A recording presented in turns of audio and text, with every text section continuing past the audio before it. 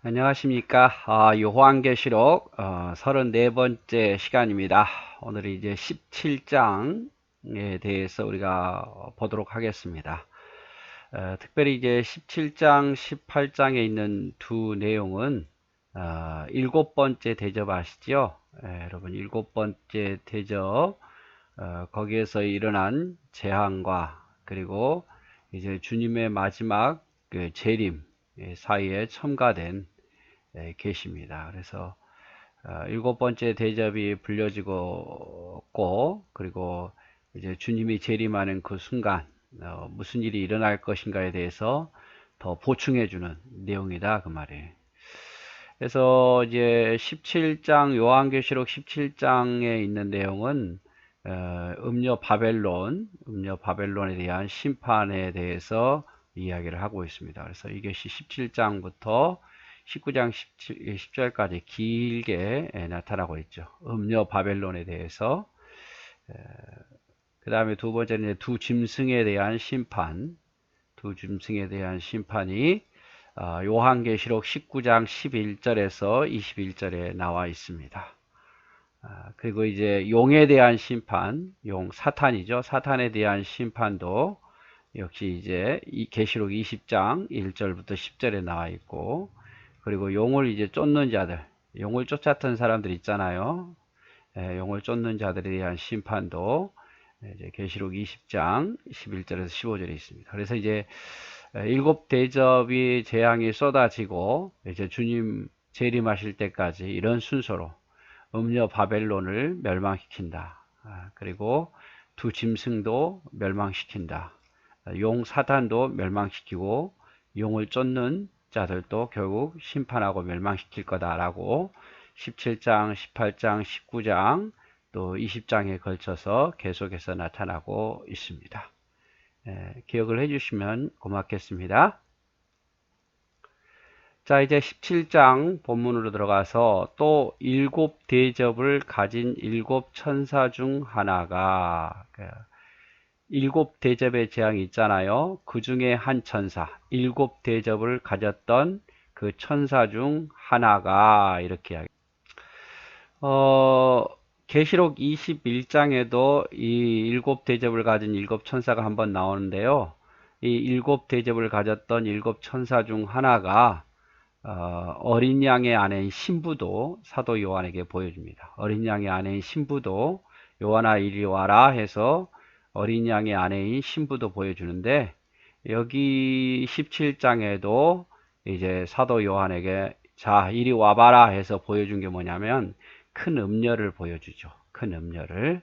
그래서 일곱 대접을 가진 몇 번째 천사인지는 모르겠지만 그 일곱째 천사 중 하나가 사도 요한에게 21장에는 어린 양의 아내를 보여주기도 하고 오늘은 음녀를 보여주기도 합니다.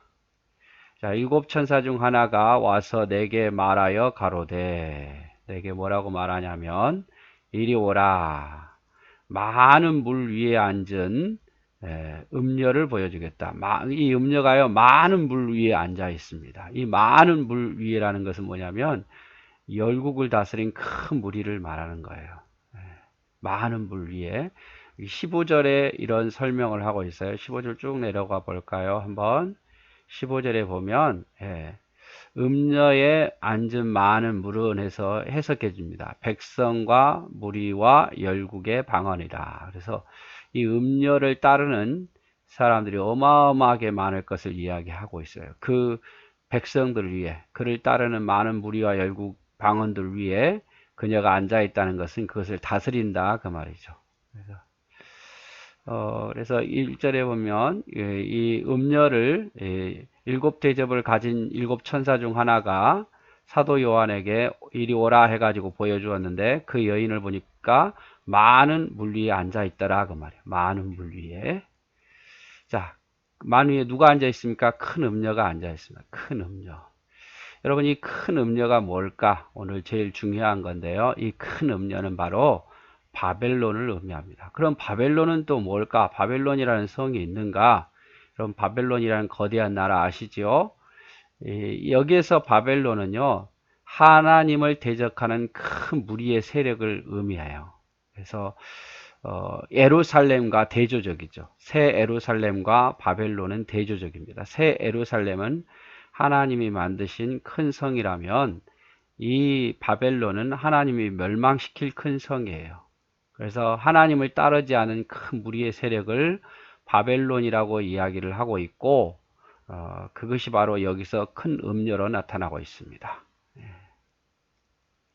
그래서 큰 음녀는 바벨론, 하나님을 따르지 않은 큰 세력, 이렇게 생각하시면 될 것 같아요. 이 큰 음녀가 어디에 앉아있다? 많은 물 위에, 많은 사람들을 다스린다 그 말이에요. 자, 받을 심판을 내게 보이리라 라고 말해요. 받을 심판을 내게 보이리라. 자, 그래서 이제 1절을 좀 다시 해석해 보면, 일곱 대접을 가진 일곱 천사 중 하나가 사도 요한에게 이리 오라 해가지고 보여준 것이 뭡니까? 큰 음녀입니다. 근데 큰 음녀가 어디에 앉아 있죠? 많은 물 위에 앉아 있죠. 큰 음녀가 받을 심판을 내게 보이리라 말하죠. 그러니까 큰 성 바벨론을 멸망시킨 것을 보여주시겠다, 이렇게 말씀을 하고 계시는 겁니다. 그렇다면 왜 이 음녀가 심판을 받습니까? 내가 음녀가 심판을 받는데 그 이유는 땅의 임금들도 그와 더불어 음행했다라고 말합니다. 그래서 이 여인이, 이 큰 음녀가, 이 바벨론이요, 임금들, 땅의 지도자들을 꼬여가지고, 꿰어가지고 음행하게 만들었다 그 말. 음행하게.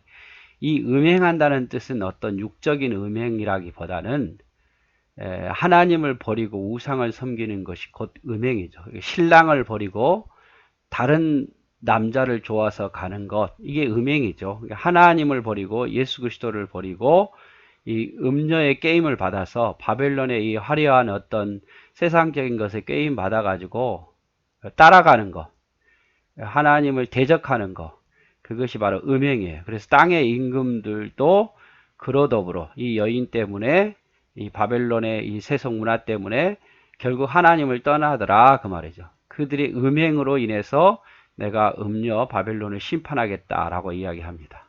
두 번째로는 땅에 거하는 자들도 그의 음행의 포도주에 취하였다. 이 포도주에 취하였다는 것은 뭐냐면, 이렇게 술 취하면 제정신이 아니잖아요. 그렇듯이 그 음행에 게임 받아가지고 행동을 이 큰 성 바벨론과 같이, 음녀와 같이 똑같이 하나님을 대적하는 행동들을 하더라 그 말이에요. 그래서 음녀가 심판을 받을 이유예요. 땅의 임금들을 더불어 음행하게 하였고 땅에 거하는 자들도 음행의 포도주에 취하게 하였다. 임금뿐만 아니라 모든 사람들이 그녀로 인해서 취함받는다 그 말이에요. 속아 넘어간다는 뜻이죠. 그리고 이제 3절에 보면 곧 성령으로 나를 데리고 광야로 갔다. 성령께서 사도 요한을 어디로 이끌고 갑니다? 광야로 이끌어 갑니다.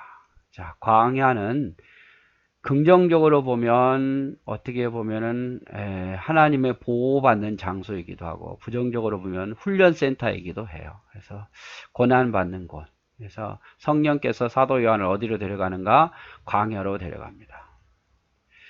내가 보니 거기에서 여자가 붉은 빛 짐승을 탔는데, 이번에 이 큰 음녀가 무엇을 탔습니까?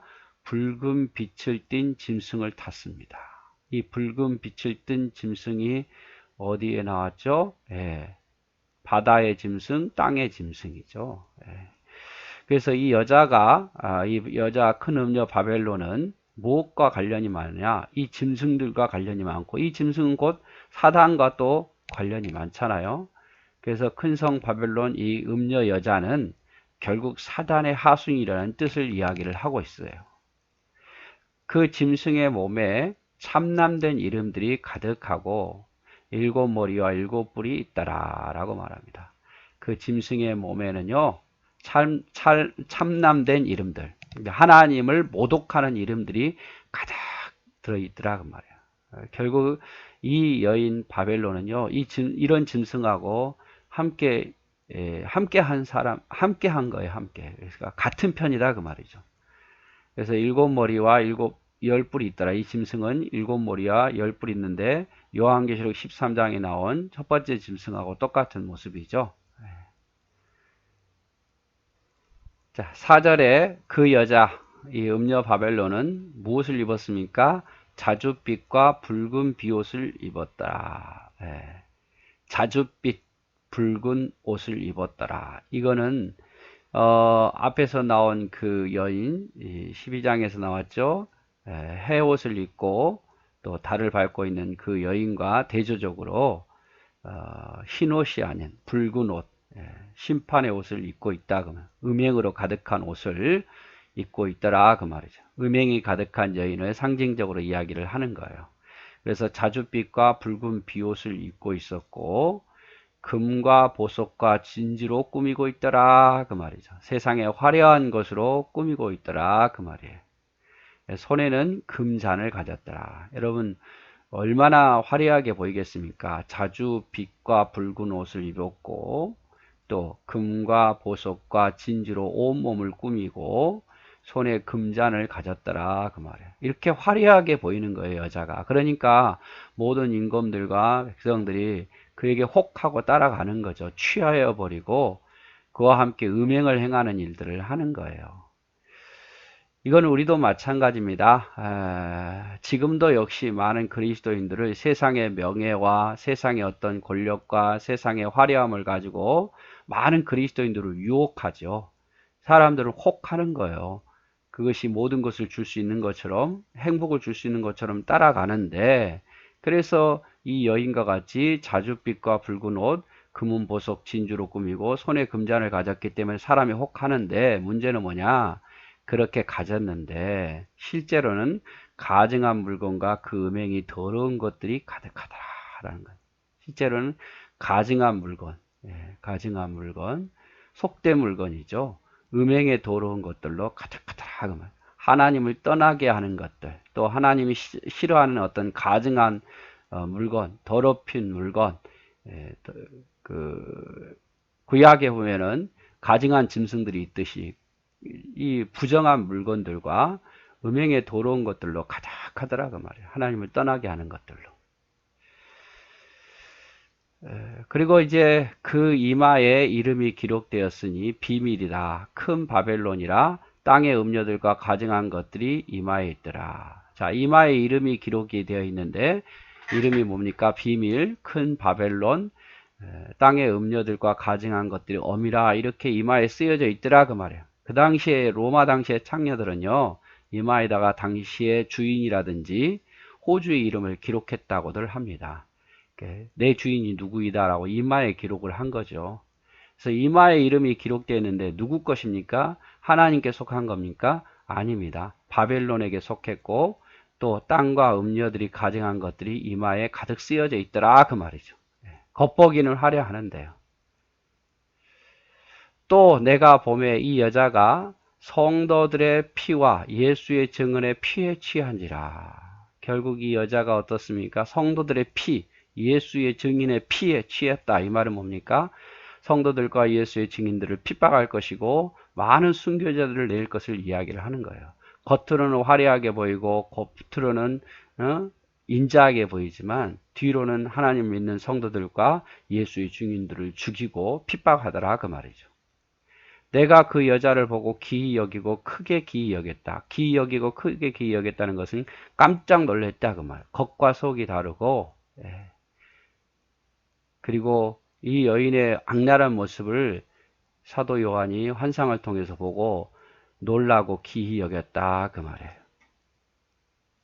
자, 그래서 이제 1절부터 6절까지 다시 한번 음녀에 대한 이야기로 가득하는데 오늘 6절까지만 하고 다시 한번 살펴보도록 할게요.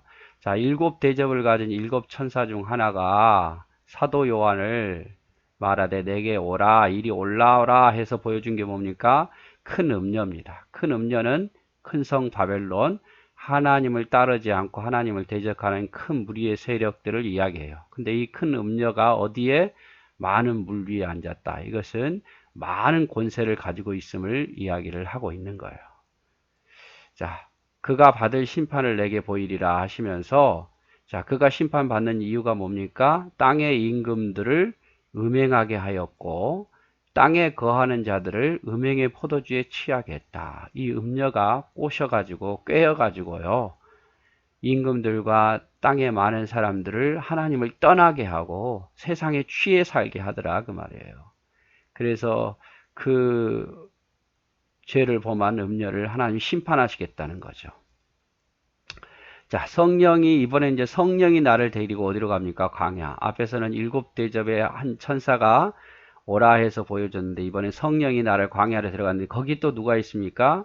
여자가 있습니다. 어떤 여자? 붉은 짐승을 탄 여자. 이 붉은 짐승을 탄 여자는 계시록 13장에 첫 번째 바다에서 나온 짐승의 모습과 똑같아요. 그리고 그 짐승의 몸은 참남된 이름이 가득하고 일곱 머리와 열 뿔이 있더라.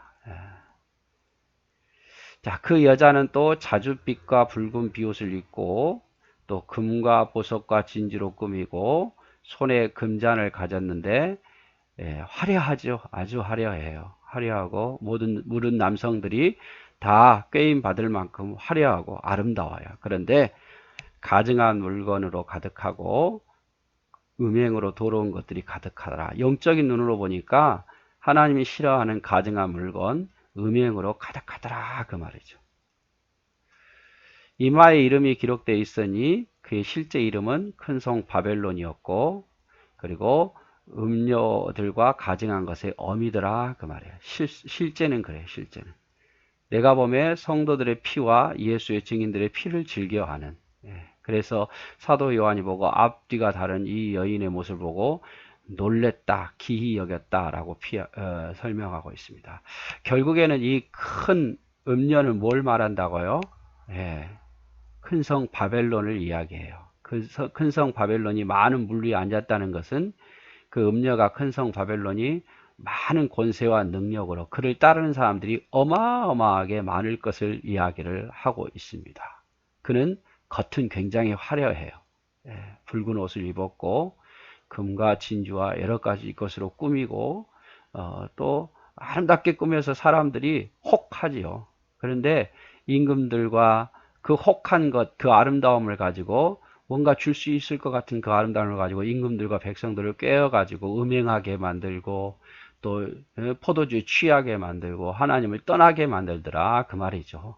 그래서 하나님께서는 그를 심판하시겠다고 분명히 이야기를 하고 있습니다.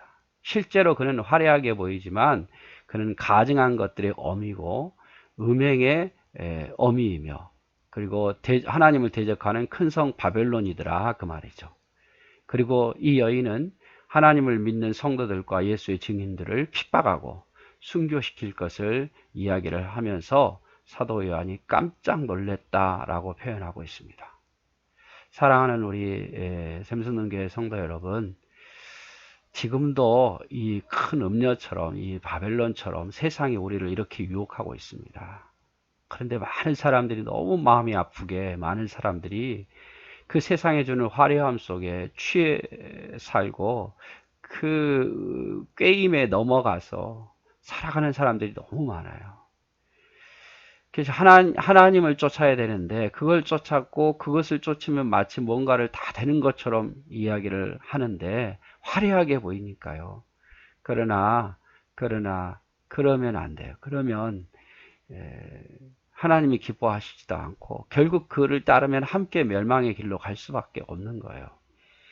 우리는 이런 큰 음녀가 아무리 우리를 꼬여도 세상에 아무리 우리를 꼬여도 우리의 중심은 오직 예수 그리스도, 우리의 중심은 오직 하나님께만 있었으면 좋겠습니다. 그것이 바로 이기는 자고 그것이 바로 승리하는 자고 그것이 바로 지혜로운 자라는 사실이에요.